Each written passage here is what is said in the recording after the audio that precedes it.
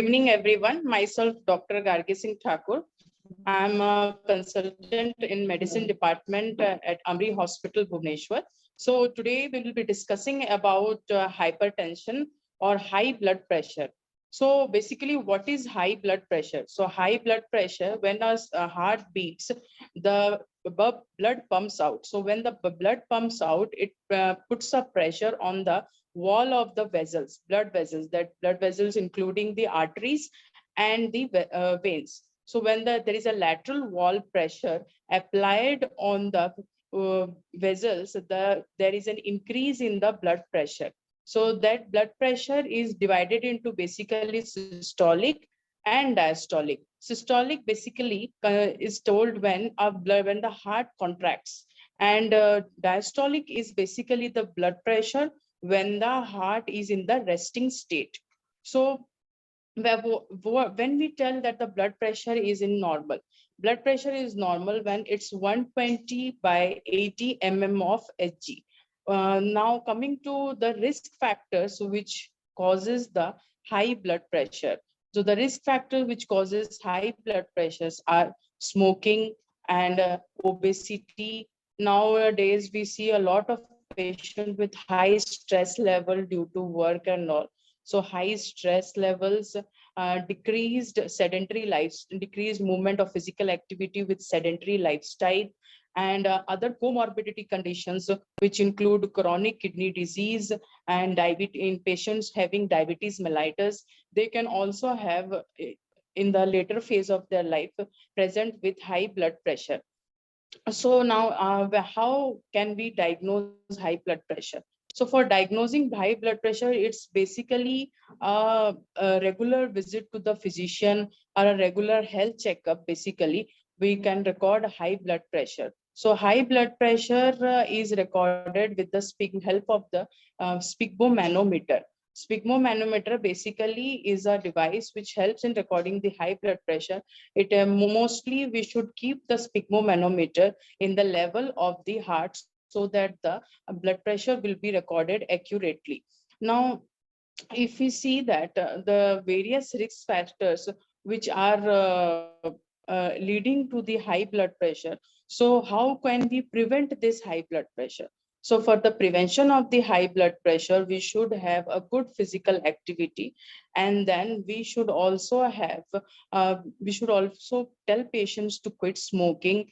A diabetic patient should always control the diabetes and prevent the further progression of the diabetes leading to diabetic nephropathy and then patient developing hypertension.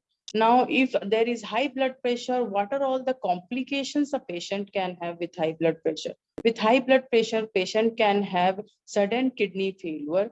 A patient can also have um, retinal hemorrhage, which can cause blindness, and then also a patient can have cardiac stroke and also a brain stroke. So all these are the complications which are with the high blood pressure. So most in the cases, we see that in our OPD cases, in our day-to-day, people come with high blood pressure, having most of the severe headache and blurring of vision and nausea, vomiting. These are also the symptoms which may indicate a physician that a patient can have high blood pressure. Now, after coming to the risk factors and all, and now if when we diagnose a high blood pressure, further, what are all the investigations we will be sending for the patients? So if a patient presents to you with high blood pressure, or then we should first check the kidney profile, and then then also we have to check the lipid profile of the patient, as increase in cholesterol level also can lead to the thickening or the narrowing of the vessels, mostly in the older age people, which may also result in high blood pressure. Then we also should do our ECG and echo examination, 2D echo, so that we can know the status of the heart and even the ejection fraction or the pumping capability of the heart. Then we also should do all the basic investigation for the diabetes mellitus. We should do urine protein microscopy for seeing if there is a loss of protein in the urine. because if there is loss of protein in the urine, which causes mostly nephropathy, or it can nephropathy mostly results in high blood pressure. After that, how can we prevent this high blood pressure? So for prevention of the high blood pressure, as I told, we have to exercise, we have to quit smoking, we have to leave the sedentary lifestyle, do ample of amount of physical activity, that is around 3 kilometers per day or 30 minutes of brisk walking for around 4 days. With that, a patient of high blood pressure also should have restricted salt intake. But mostly we see that a patient who takes more of junk food or has increase in salt intake, then there is more chances of a patient getting high blood pressure. So there should be a restriction in the salt intake of the patient also. Now, for the management of the high blood pressure, we know we have a lot of newer drugs and our older drugs, which helps us help having a blood pressure into a normal level.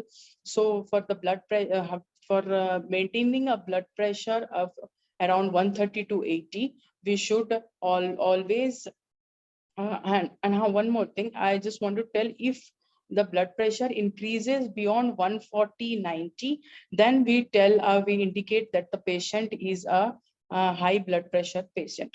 So if the BP is for maintain, so from bringing up the BP to less than 140/90, we have to use drugs like angiotensin renin blockers, angiotensin converting enzymes, diuretics. These are all the medications which should be used for maintaining the for maintaining a pressure to the normal level. And that's it for today. And thank you for the presentation. Thank you.